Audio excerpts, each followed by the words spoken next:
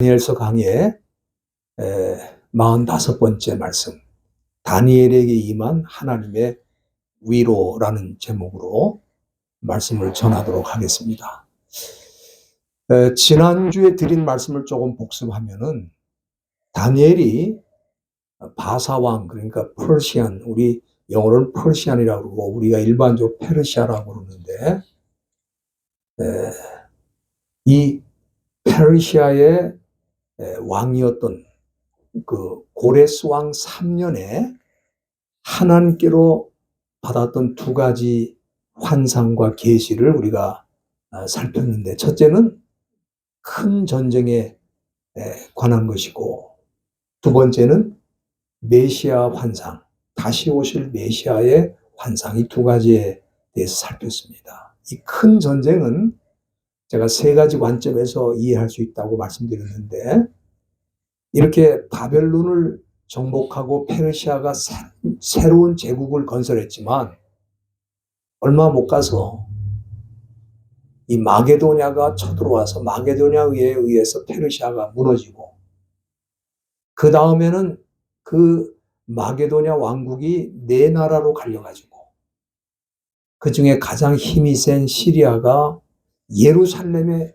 다시 쳐들어와서 예루살렘을 정복하게 되는 그 전쟁이 큰 전쟁의 한 부분이고, 두 번째는 그 이후에 또 새로운 제국, 로마 제국이 일어나서 다시 유대 땅을 침공해가지고 예루살렘 성을 완전히 무너뜨리는 그런 전쟁이 있을 것입니다. 그 전쟁도 이 큰 전쟁에 포함되는 것이고, 마지막으로 하나님을 믿는 사람들을, 그리고 교회를 이 사탄이 무너뜨리기 위해서 영적인 전쟁을 일으키고 믿는 사람들을 핍박하고 교회를 문을 닫는 이런 악한 일을 하게 될 것인데, 이런 영적 전쟁도 포함해서 큰 전쟁이라 그렇게 우리가 부를 수 있겠습니다. 그리고 이 큰 전쟁은 지금도 계속되고 있다.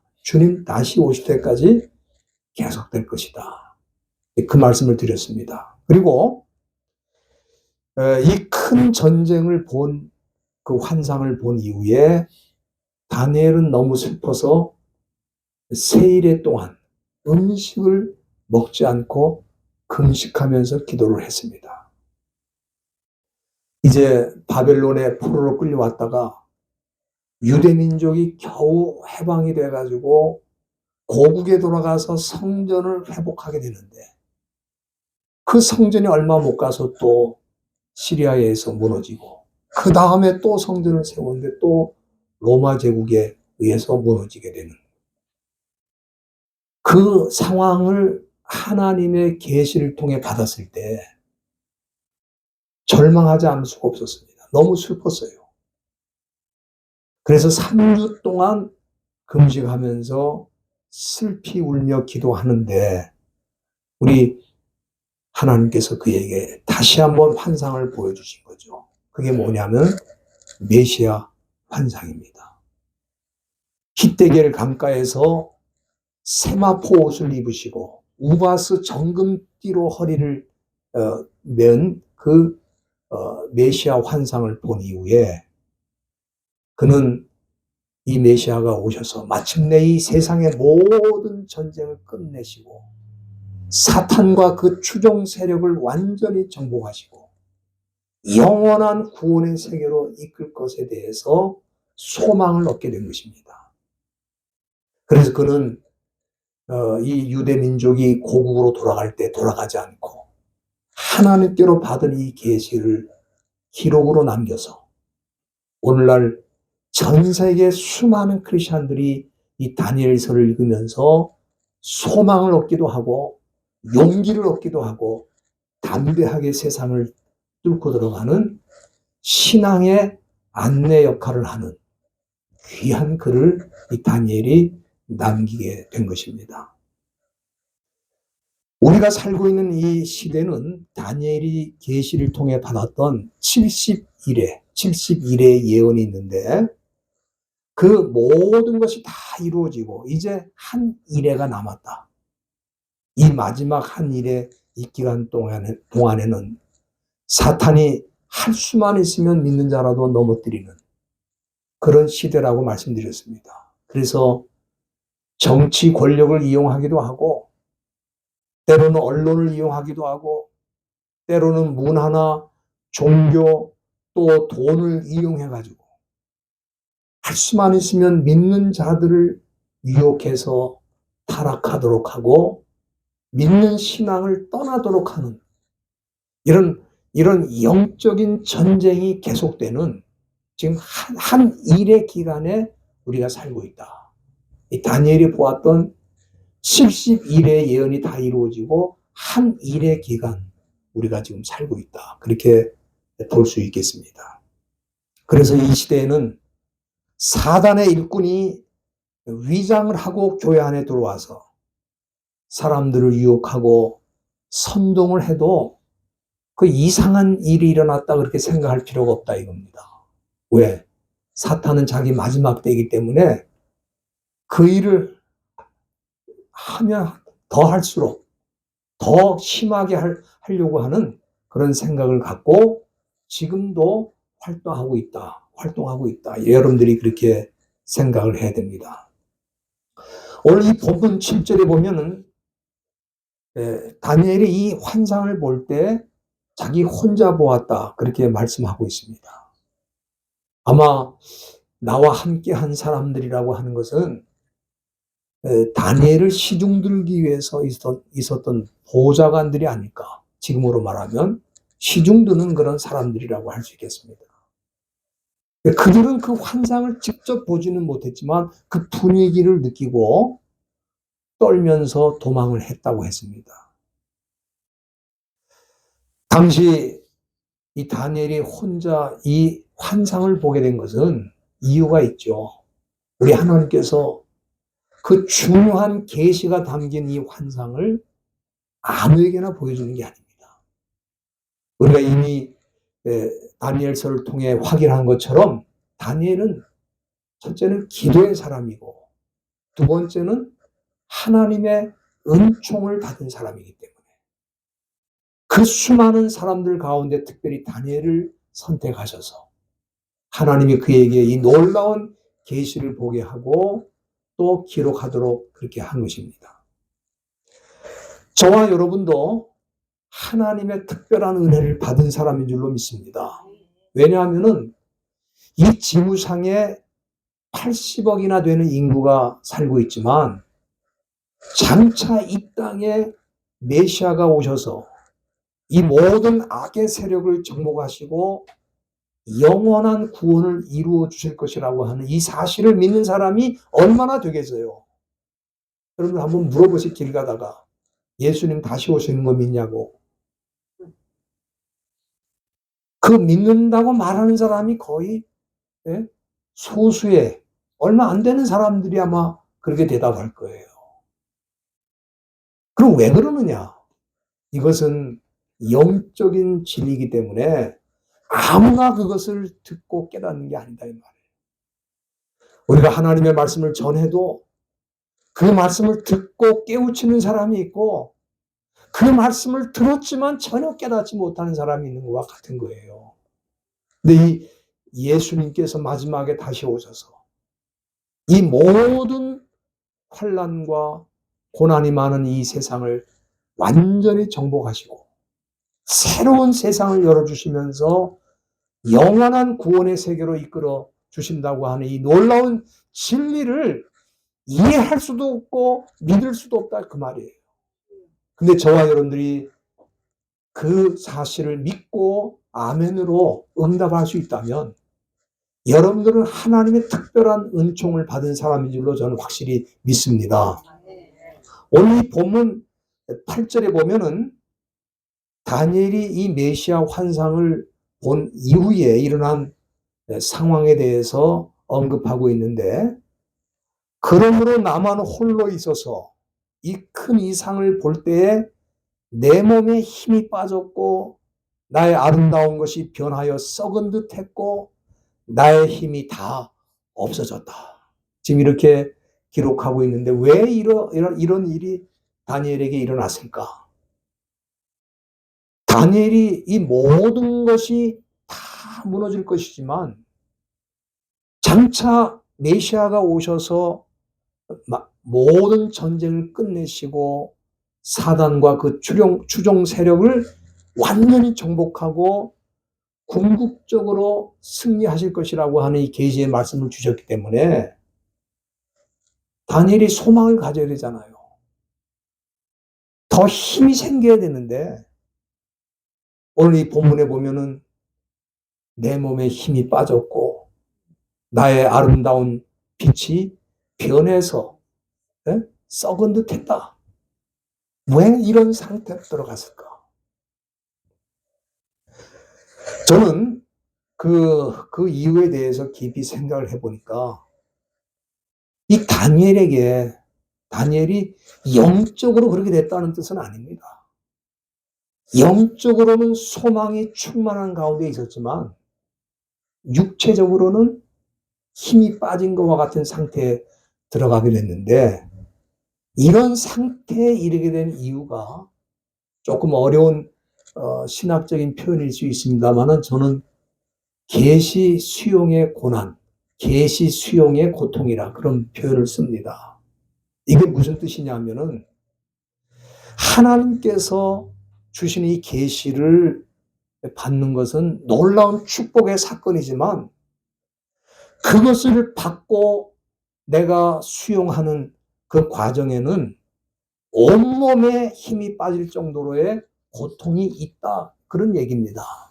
이걸 계시 수용의 고난이라고 그러는데 이거는 다니엘이 죄가 많아서 받는 고통이 아니잖아요. 인간의 상상을 초월하는 놀라운 하나님의 계획을 그가 보았을 때 그것을 자기가 소화하고 수용을 해야 되는데 그것을 받아들이고 이해하는 과정이 엄청난 충격이고 힘이 다 빠지는 것과 같은 고통이 따른다 이 말이에요. 한번 생각해 보세요.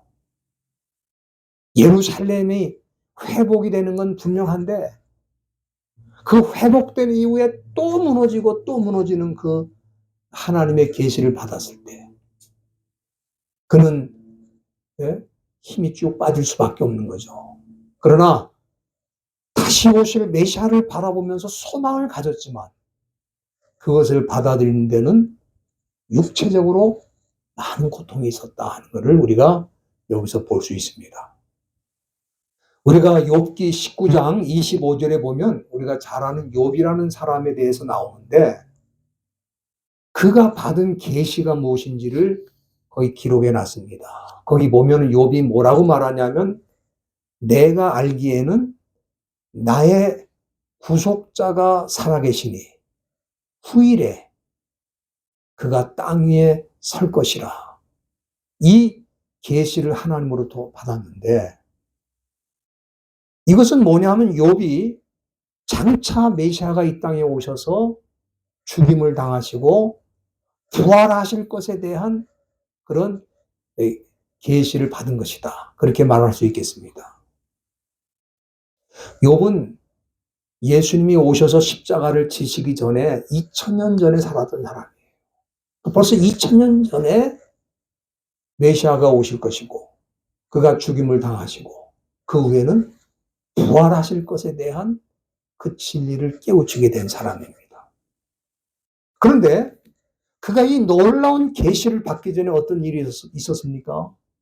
그의 전 재산이 하루아침에 다 날아가고 또 그의 자녀들이 8명인데 8명이 한꺼번에 죽임을 당하고 자기 몸에는 고통이 찾아와서 이 피부병인 것 같습니다. 그런데 기와장으로 긁어도 시원치 않을 정도로 그렇게 고통을 당하는 병이 찾아오고 온갖 고난이 그에게 다 찾아온 거예요.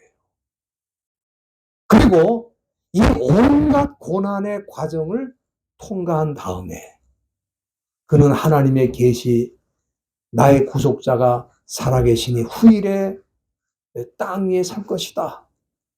이 부활의 메시아에 대한 엄청난 진리를 받을 수 있게 되었다 그 말이에요. 다시 말하면 욥은 엄청난 고난의 과정을 통해서 결국 그 계시를 깨우치게 되고 수용하게 되었다. 그러니까 이 욥이 이런 과정을 통해 부활의 메시아의 진리를 수용하고 깨우치게 된 것처럼 다니엘은 뭡니까? 다니엘은 어려서 바벨론 땅에 포로로 끌려와 가지고 수많은 고난의 시간을 보내고 마침내 그가 80에 이르렀을 때에 이 재림의 메시아에 대한 환상을 깨우치게 되었다 이 말이에요. 그래서 이 과정 속에서 온몸에 힘이 빠지는 것과 같은 그런 육체적인 고통이 임하게 되고 엄청난 그 계시 수용의 고난 과정을 지났다. 이렇게 우리가 이해할 수 있겠습니다. 이 시대에도 마찬가지입니다. 때로는 저와 여러분들이 하나님의 진리의 말씀을 정말 내 몸으로 내 영으로 깨우치기 전에 고통의 시간이 있을 때가 있어요. 저도 이 교회를 섬기는 가운데 상상을 초월하는 그런 엄청난 고난의 시간도 있었고 힘이 다 빠지고 쓰러지는 그런 경험도 있었습니다. 그러나 지금 생각해 보니까 그런 과정을 통해서 하나님의 엄청난 진리의 말씀을 깨우치게 하시는 그런 역사가 있었다는 거예요. 그러기에 여러분들이 때로 이 세상 살면서 상상을 초월하는 어려움과 고통을 받을 때도 있습니다. 여러분들이 예수 믿는 거는 그저 늘 평안하고 늘 기쁘고 늘 좋고 늘 행복하고 물론 영적으로는 그렇습니다. 그러나 예수 믿는 과정 속에서 이 세상은 예수 믿는 사람을 그렇게 좋아하지 않아요. 그렇기 때문에 믿는 과정 속에서 수많은 시련과 어려움이 다가올 때도 있어요. 그러나 그런 어려움과 그런 고통의 시간을 지나면 어떻게 되느냐? 하나님이 엄청난 진리의 말씀을 깨우치게 하는 은혜를 부어주신다. 전 그렇게 믿습니다. 예? 그렇기 때문에 이걸 우리가 계시 수용의 고난이라 그렇게 부를 수 있는 거예요. 고난의 과정을 통해 우리는 하나님이 어떤 분이시고 어떤 일을 하시는 분이고 하나님이 우리에게 말씀하신 것이 무슨 의미인지 평상시에 잘 모르고 그냥 지나갔던 말씀인데 고난을 당하는 과정 속에서 그 말씀의 의미가 새롭게 나한테 부딪혀 온다 이 말이에요. 저는 다니엘이 그런 고난을 받았기 때문에 육체적으로는 힘이 다 빠지는 것과 같은 그런 상태에 이르게 되었다. 오늘 본문 구조를 보면은 그렇게 힘이 다 빠진 상태에서 그가 말씀을 들을 때 얼굴을 땅에 대고 깊이 잠들게 되었다고 이렇게 기록하고 있습니다. 여러분들 하나님께서 이 다니엘이 이렇게 힘이 다 빠져 쓰러져서 엎드려 있을 때에 그를 위로하시기 위해서 하나님이 천사를 보내신 거예요. 그래서 본문 10절 말씀에 보면은 한 손이 있어 나를 어루만질 때 내가 떨더니 그가 내 무릎과 손바닥이 땅에 닿게 일으켜 주셨다. 이것은 하나님이 천사를 보내서 그를 어루만져 주시고 그를 일으켜 세우신 것이다. 그렇게 볼 수 있겠습니다. 도저히 혼자 힘으로 스스로 일어날 수 없는 그런 상황에 있을 때 하나님께서 천사를 보내셔가지고 그를 위로해 주신 거예요. 저와 여러분들도 마찬가지입니다. 때로 너무 어려운 일을 당하고 힘든 일을 당하면 도저히 혼자 힘으로 일어날 수도 없고 용기를 낼 수도 없고 그런 어려운 상황이 있을 때가 있습니다. 하나님께서 그때마다 저와 여러분들을 일으켜 주셨으니까 저와 여러분들이 이 자리에 있는 줄로 믿습니다. 그러면은 하나님께서 어떻게 위로해 주셨는가? 말씀을 통해 위로해 주신 것이다. 전 그렇게 봅니다. 본문 11절 말씀 보시기 바랍니다. 하나님께서는 천사를 통해 그에게 말씀하시기를 은총을 크게 받은 사람 다니엘아, 내가 네게 이르는 말을 깨닫고 일어서라. 여기 하나님께서 말씀을 통해 다니엘에게 위로해 주셨는데 그 첫 번째가 뭐냐면 너는 은총을 크게 받은 사람이라는 거예요. 너는 은총을 크게 받은 사람이라.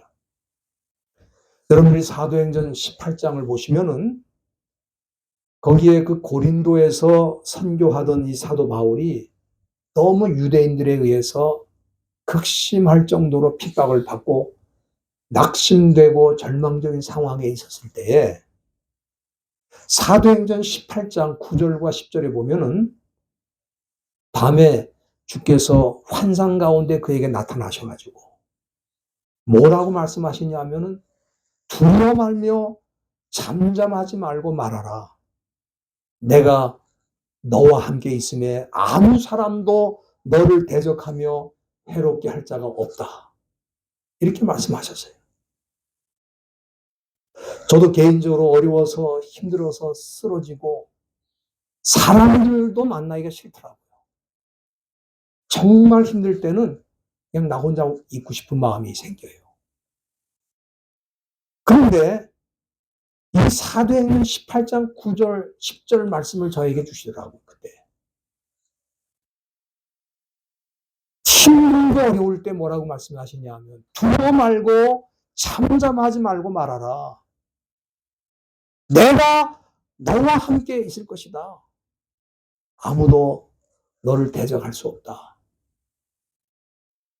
사도 바울이 얼마나 그 말씀이 위로가 됐겠어요. 오늘 이 본문에도 보면은 하나님께서 다니엘에게 무슨 말씀으로 위로하셨습니까? 첫째는 조금 전에 말씀드린 대로 11절 초두에 보면은 은총을 크게 받은 사람이라는 말씀으로 그를 위로해 주셨어요.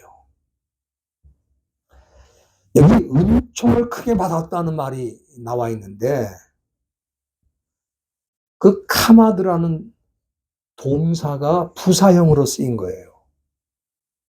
그게 무슨 뜻이냐면은 이 카마드라는 단어는 총애를 받는다, 사랑을 받는다 그런 뜻입니다.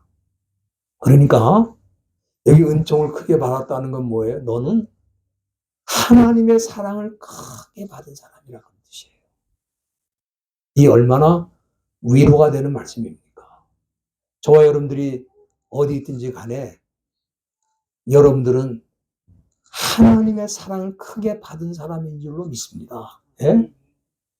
그걸 천사를 통해서 하나님 직접 다니엘에게 말씀하시는 거예요.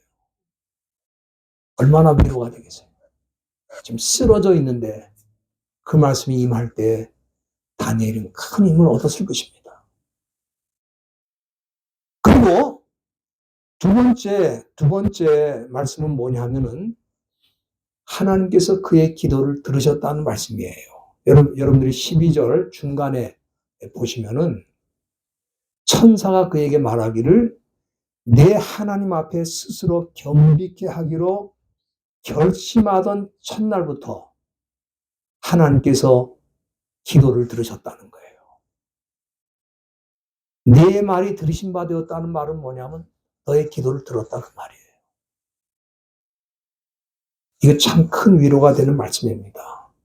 여러분들 이 세상 사람들도 기도하잖아요. 어디다 기도합니까? 우상 앞에 기도해요.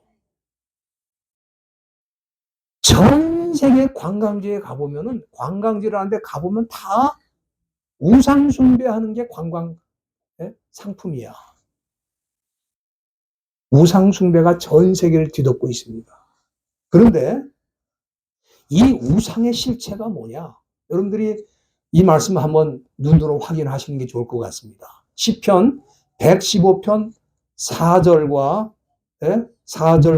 6절까지를 보시면은 거기에 무슨 말씀이 있냐면 시편 115편 4절부터 6절까지 말씀해 보면은 그 우상의 실체가 무엇인지를 설명하고 있어요. 우상의 실체. 우상이 뭐냐? 전 우상은 은과 금이요, 사람의 수고를 사람이 만들었다 이거예요. 우상은 뭐예요? 사람이 만든 거라는 거예요. 그 사람이 만들었는데 입이 있어도 말하지 못하고, 눈이 있어도 보지 못하고, 귀가 있어도 듣지 못하고, 코가 있어도 냄새를 맡지 못한다 이거예요. 이것이 우상의 실체입니다.